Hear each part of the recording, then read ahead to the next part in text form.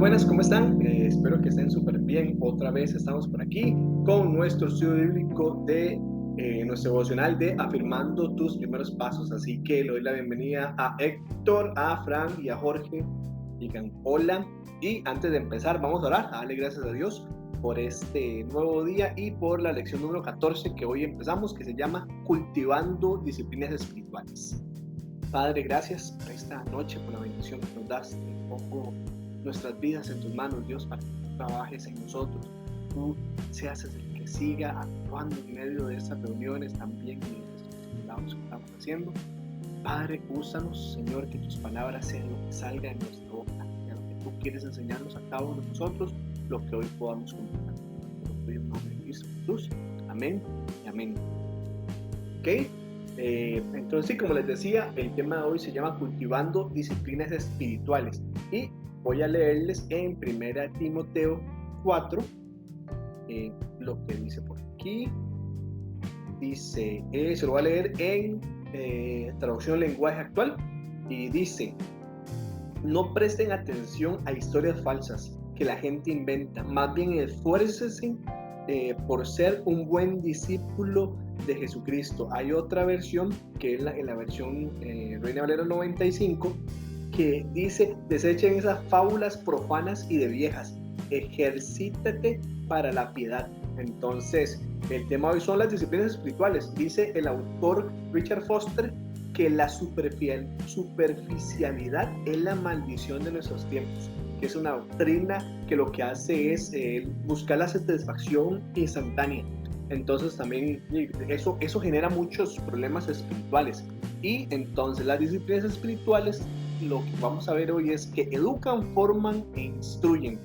Y vamos a ver varios de esos hábitos en los que estamos haciendo, que es el crecimiento espiritual, discipulado, la educación y la instrucción. Así que empezamos con el primer punto. Así es, bro. Espero que todos se encuentren bien. Me avisan si me escuchan bien o si estoy medio pegado, no sé, por la conexión. Dale, súper bien. Ok, perfecto. Entonces, sí, como dice Jonathan Cool, la lección de hoy es bastante interesante porque la palabra disciplina como tal vez es una palabra que o mucha gente lo tiene muy aferrado o gente no lo tiene aferrado, por ejemplo, como temas de ejercicios, ¿verdad? Que es una disciplina, es una constante. Y qué chido verlo desde una parte de disciplinas espirituales, ¿verdad? Entonces, vamos a ver en el primer punto que dice así: Jesús y las disciplinas espirituales. Cómo Jesús, a través de su ministerio y sus años acá en la tierra, moldeó esa disciplina en su vida, que sí, conocemos todos sus frutos, ¿verdad? Y el más grande de todos, que es la cruz. Entonces, vamos a leer unos cuantos versículos para que por favor me acompañe con la Biblia. Yo estoy leyendo Reina Valera contemporánea. Y la primera sería una vida de oración. Y vamos a irnos a Marcos 1:35 y luego a Lucas 6 del 12 al 13. Primero vamos con Marcos 1:35. Dice lo siguiente: muy de mañana, cuando todavía estaba muy oscuro, algunas versiones dicen madrugada, Jesús se levantó y se fue a un lugar apartado para orar, ¿verdad? Eso es, de hecho, y eso es Jesús iniciando su ministerio, y ya él siempre consagraba como su día a Dios. Y ahora por favor acompáñenme a Lucas 6 del 12 al 13. Por esos días Jesús fue al monte a orar y pasó la noche orando a Dios. Al llegar el día, llamó a sus discípulos y escogió a 12 de ellos, a los cuales también llamó apóstoles. Podemos dejar por ahí. Eso nos recalca el primer punto, que es una vida de oración, ¿verdad? Como una disciplina espiritual. El segundo es un compañerismo con él, con el Espíritu Santo. Entonces vamos por favor ahora a Lucas 12 del 11 al 12. Dice: cuando ustedes sean llevados a las sinagogas y presentados ante magistrados y autoridades, no se preocupen de cómo o qué responder o qué decir, porque en ese mismo instante el Espíritu Santo les enseñará lo que deban decir. Entonces aquí podemos ver cómo dentro de esas disciplinas, ¿verdad? El Espíritu Santo nos acompaña, ¿verdad? No es algo que se genera o estamos ahí solamente nosotros, es todo algo que Dios nos da. Podemos ir ahora a Mateo 25 del 34 al 46. Eso es un poquito extenso, pero sé que todos acá leemos un montón la Biblia, entonces esos versículos es cualquier cosa. Este nos dice que es un amante en realidad de la disciplina y de la voluntad de Dios. Es un versículo bastante conocido. Dice: y entonces el rey dirá a los de su derecha: vengan, benditos de mi Padre, y hereden el reino preparado para ustedes desde la fundación del mundo. Porque tuve hambre y ustedes me dieron de comer, tuve sed y me dieron de beber, fui forastero y me recibieron ustedes, estuve desnudo y me cubrieron, estuve enfermo y me visitaron, estuve en la cárcel y vinieron a visitarme. Entonces los justos le preguntarán: Señor, ¿cuándo te vimos con hambre y te dimos de comer, o con sed y te dimos de beber? ¿Y cuándo te vimos forastero y te recibimos, o desnudo y te cubrimos? ¿Cuándo te vimos enfermo o en la cárcel y te visitamos? Y el rey le responderá: de cierto les digo que todo lo que hicieron por uno de mis hermanos más pequeños, por mí lo hicieron. Entonces dirá también a los de la izquierda: apártense de mí, malditos, vayan al fuego eterno preparado para el diablo y sus ángeles, porque tuve hambre y no me dieron de comer, tuve sed y no me dieron de beber, fui forastero y no me recibieron, estuve desnudo y no me cubrieron, estuve enfermo y en la cárcel y no me visitaron. Ellos a su vez le preguntaron: Señor, ¿cuándo te vimos con hambre o con sed o forastero, desnudo, enfermo o en la cárcel y no te servimos? Y él les respondió: de cierto les digo que todo lo que no hicieron por uno de estos más pequeños, tampoco por mí lo hicieron. Entonces estos irán al castigo eterno y los justos irán a la vida eterna. Es un poco explícito, ¿verdad? El pasaje de Mateo 25. Podemos ir ahora a Lucas 24, 25 al 27. Y este punto sería: conocedor de la palabra.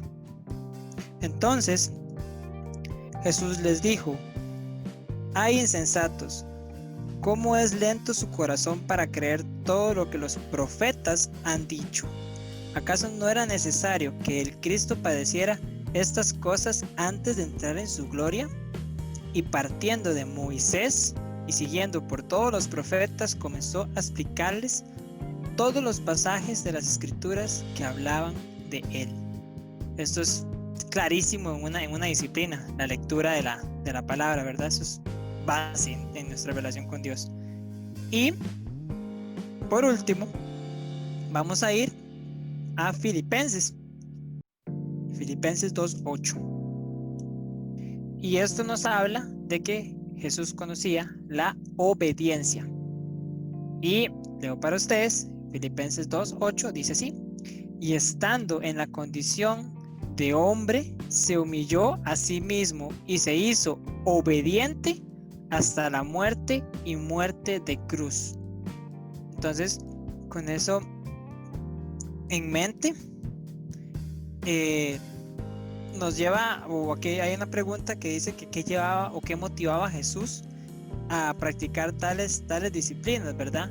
Y qué nos debería motivar a nosotros. Y aquí como parte de toda la lectura de la palabra, lo que nos enseña es que su motivación fue obedecer la voluntad de Dios, ¿verdad? Entonces yo creo que también a nosotros nos debería motivar obedecer al Padre en lo que Él demanda de nosotros como sus hijos ahora en Cristo Jesús.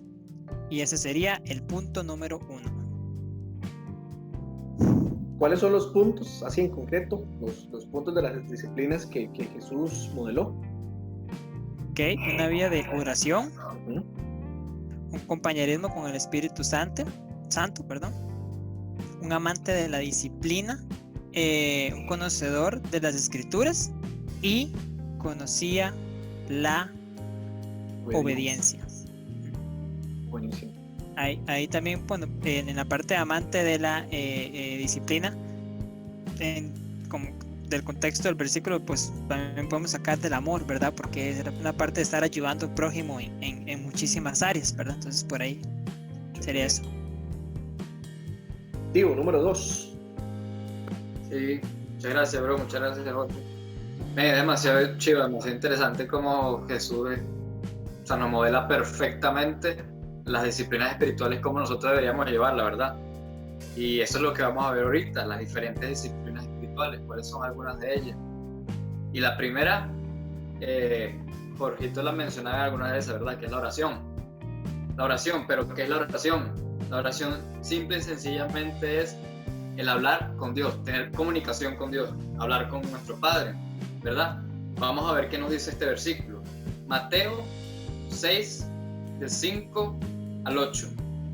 Haciendo un paréntesis con este versículo de Mateo 6, de 5 al 8, quería decir que también esto va directamente con todo el resto de las disciplinas espirituales, lo podemos aplicar, no solamente a la oración. Entonces, interesante, dice, y cuando ores, no seas como los hipócritas, porque ellos aman el orar en pie en las sinagogas y en las esquinas de las calles, para ser visto de los hombres. De cierto os digo que ya tienen su recompensa. Mas tú, cuando ores, entra en tu aposento y cerrada la puerta, ora a tu Padre que está en secreto, y tu Padre que ve en lo secreto te recompensará en público. Y orando, no uséis vanas repeticiones como los gentiles que piensan que por su palabrería serán oídos. No os hagáis pues semejantes a ellos, porque vuestro Padre sabe de qué cosas tienen necesidad antes que ustedes se las pidan. Entonces sí, algo interesante que dice este versículo, en otras versiones dice, no van a tener más recompensa que el hecho de que las personas lo miren con agrado por cumplir ciertos actos religiosos y parecer muy piadoso, ¿verdad? Pero no, esto no es lo que nos pide Dios. Dios nos pide una relación con Él, Dios nos pide amor y una relación directamente, una comunicación con Él. Entonces vamos a ver algunos puntos para los que podamos tener una disciplina espiritual, algo que podemos rescatar. No son reglas específicamente escritas sobre piedra, pero son cosas interesantes que Jesús también hacía y que nosotros como seguidores de Él podemos hacer. Vamos a ver el primero. El primero sería, número 1, Dios, su santidad, gloria y reino.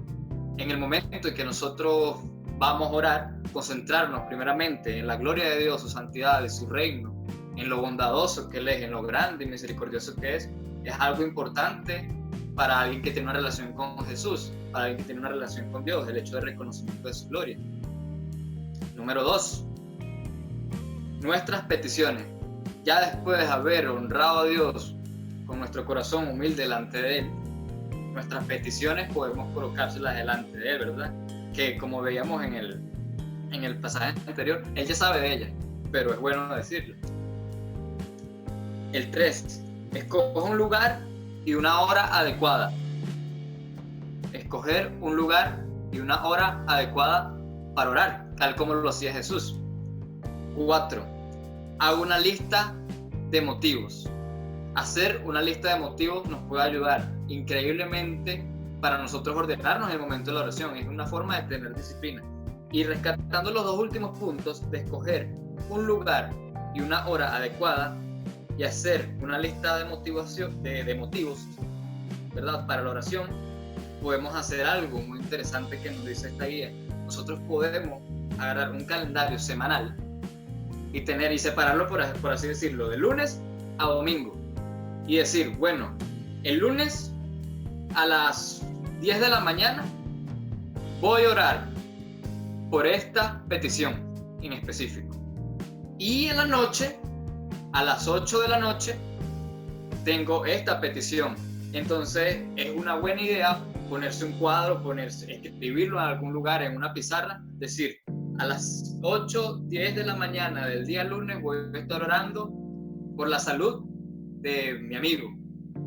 Y a las 8 de la noche del mismo día voy a estar orando por, no sé, un mejor trabajo, por un mejor empleo, por otra petición de oración, ¿verdad?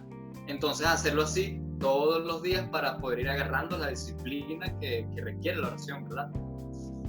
Entonces sí, ya teniendo la oración clara, tenemos también otra disciplina que es muy importante, que también nosotros va directamente de la mano con el hecho de tener una relación con Dios, ¿verdad? Que sería el estudio de la palabra de Dios. Es el estudio de la palabra. Nos dice aquí, es un proceso de leer, comprender, razonar y practicar las verdades de Dios. ¿Quién me ayuda a leer 1 Timoteo 4:13? Lo tengo en Reina Valera 60 también. Entre tanto que voy, ocúpense de la lectura, la exhortación y la enseñanza. Ocúpense de la lectura, la exhortación y la enseñanza. ¿Ok? Veamos algunas formas en realidad de cómo leer, cómo ver la Biblia, cómo leer un pasaje, cómo leer un versículo. Lo tenemos interesante. Por ejemplo, nosotros agarramos un versículo, un párrafo de la Biblia y nosotros vamos a hacernos preguntas. Es muy importante hacerle preguntas a la Biblia para nosotros poder sacar lo mejor y lo que en verdad quiere decir ese texto. Por ejemplo, una pregunta importante sería, ¿qué dice de Dios el versículo? ¿Qué dice del hombre? ¿Cuál es el mensaje? ¿Y cuál es la aplicación para mi vida en ese versículo? Vamos a ver un pequeño ejemplo con uno de mis versículos favoritos, que es el Salmo 23, del 1 al 6. Por aquí se los tengo. Jehová es mi pastor, nada me faltará. En lugares de delicados pastos me hará descansar, junto a aguas de reposo me pastoreará. Confortará mi alma, me guiará por sendas de justicia, por amor de su nombre. Aunque ande en valle de sombra de muerte, no temeré mal alguno, porque tú estarás conmigo. Tu vara y tu callado me infundirán aliento. Aderezas mesa delante de mí en presencia de mis angustiadores. Unges mi cabeza con aceite, mi copa está rebosando. Ciertamente el bien y la misericordia me seguirán todos los días de mi vida, y en la casa de Jehová moraré por largos días. Amén. Un párrafo hermoso, ¿verdad? Pero ¿qué podemos decir nosotros de un párrafo que leemos así? Ahí es donde nosotros podemos hacer la aplicación de estas preguntas. Por ejemplo, ¿qué dice de Dios? Dice, Jehová es mi pastor, nada me faltará. Dice, Dios es un pastor. Sencillo. ¿Qué dice del hombre? Es como una oveja en aguas de reposo, en valles desiertos. Eso es lo que está diciendo el pasaje acerca de nosotros. Somos una oveja que en delicados pastos nos hace descansar. ¿Cuál es el mensaje que quiere dar el párrafo? Que nada le falta a los que Dios pastorea. Siempre cuidará de ellos aunque pasen por valles desiertos. Eso es lo que podemos tener. Y además, en la aplicación del versículo para nuestra vida está implícito que nosotros debemos aprender a tener confianza en que Dios es suficiente y el que Él va a cuidar nuestra vida. Esa es la aplicación en la vida para ese párrafo. Y así nosotros podemos tener mejor forma de comprender la palabra de Dios, mejor forma de leerla, interpretarla y de buscarla en el momento que no sepamos cómo leer bien la palabra. Y una buena forma de cultivar también las disciplinas espirituales. Y Fran le va a estar compartiendo algunas otras. Claro, gracias, bro, buenísimo. ¿Sí? Entonces, para terminar con este punto número 2 de las disciplinas espirituales, vamos al siguiente aspecto, que es el servicio. Dice que el servicio es un trabajo que se hace en bien de otra persona. Y me gustaría que me acompañen a Juan 13, del 13 al 15. Dice: ustedes me llaman maestro y señor, y tienen razón, porque es lo que soy. Y dado que yo, su señor y maestro, les he lavado los pies, ustedes deben lavarse los pies unos a otros. Les di mi ejemplo para que lo sigan, hagan lo mismo que yo he hecho con ustedes, ¿verdad? Entonces vemos a lo que Jesús viene, ¿verdad? Jesús viene a servir, y me gusta verlo esta perspectiva que él habla como de maestro. Entonces me gusta verlo como dentro de la iglesia también, como por ejemplo los rangos de la iglesia, que no por estar ahí quiere decirle que ellos están como libres de no hacer nada, ¿verdad? Por ejemplo, sino que ellos vienen a servir también, ellos tienen que servir, y ese es el ejemplo que nos pueden dar a nosotros de lo que Jesús hizo acá en la tierra. Luego me gustaría que me acompañaran a Marcos 10:45. Pues ni aún el Hijo del Hombre vino para que le sirvan, sino para servir a otros y para dar su vida por rescate de muchos. Pero a mí me gusta mucho pensar en esto, o leer esto, porque él siendo el Dios, ¿verdad? Que él pudo venir aquí, mostrar ante nosotros como rey y todo, y que le viéramos más bien a él viene a hacer todo lo contrario, más bien viene a servir. Entonces que el creador de todo venga a la tierra a servirnos, el que nos crió a nosotros, y para mí es chusísimo ver eso en él. Igual a Mateo 10:42 ahora, porfa. Dice: y si le dan siquiera un vaso de agua fresca a uno de mis seguidores más insignificantes, les aseguro que recibirán una recompensa. Me gusta ver esto también, que nosotros debemos, cómo debemos también servir a nuestros hermanos de la red también, ¿verdad? Como no es que como ellos también tienen que servir, no les tengo que servir a ellos, no, sino que yo también tengo que ser ejemplo hasta con mis hermanos de la fe. Y obviamente que este servicio también se dé fuera y se vea como en todas las áreas de nuestra vida. Luego dice que se debe hacer con humildad y sin hacer acepción de personas. Vamos a Filipenses 2:3. No sean egoístas, no traten de impresionar a nadie, sean humildes, es decir, considerando a los demás como mejores que ustedes. Y yo creo que es súper claro, y me recuerda también mucho a uno de mis pasajes favoritos, que está en Romanos 12:3, que habla de que no nos creamos mejor de lo que realmente somos, ¿verdad? Entonces, el servir es para los demás, es una disciplina espiritual que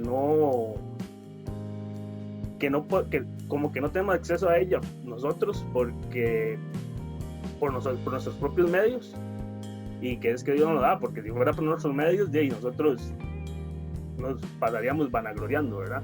Y Jesús viene a hacer todo lo contrario, o sea, viene a lavar pies, viene a servir. Entonces me gusta mucho ver el ejemplo de Jesús, y hay que aplicarlo en nuestras vidas. Dice que hay otras disciplinas espirituales, como la oración, la sumisión, el ayuno, la confesión, la meditación, y entre un montón más, que si aquí seguiríamos no terminaríamos, ¿verdad? Luego vamos al punto número 3, que dice que son propósitos de las disciplinas espirituales. Dice que son reconstruir la imagen de Dios en nosotros, ayudarnos a eliminar hábitos pecaminosos, colocar y predisponernos a recibir la gracia transformada, y el último, formarnos espiritualmente para conocer mejor a Dios y amarlo. Escucharlo, darnos cuenta de que nuestra vida, después de haber conocido a Dios, después de haber aprendido de que Él nos salve, que somos sus hijos, saber que tenemos formas para seguir creciendo espiritualmente, para poder seguir avanzando en nuestra vida, de que no somos perfectos y de que necesitamos día con día estar aprendiendo más disciplinas para acercarnos más a Dios. Y como dicen los propósitos, y ahí tienen que formarnos. Nosotros todos entendemos que la formación de nosotros es súper importante. Necesitamos eliminar todos nuestros hábitos pecaminosos, que tenemos que empezar a transformarnos y estar más cerca de Dios. Son puntos importantísimos. Así que oremos, estudiemos la palabra y sirvamos. Eso es lo que nos toca. Entonces ahí la pregunta final dice, ¿por qué debemos practicar disciplinas espirituales? Porque no somos no estamos acabados todavía. Estamos en proceso de acercarnos a lo que Dios quiere para nosotros, a ser más como Jesús. Así que si queremos ser más como Jesús, si queremos ser mejores hijos de Dios, aquí tenemos varias disciplinas en las que podemos estar practicando. Así que, chicos, muchísimas gracias por ayudarnos, por estar juntos aquí otra vez, y a todos los que nos estuvieron viendo también. Ojalá empiezan a tener chancecito de practicar alguna de estas disciplinas, o ojalá todas, y nos vemos la próxima semana, si Dios quiere, con un nuevo tema que se va a llamar Una nueva familia en la fe. Así que digamos todos adiós.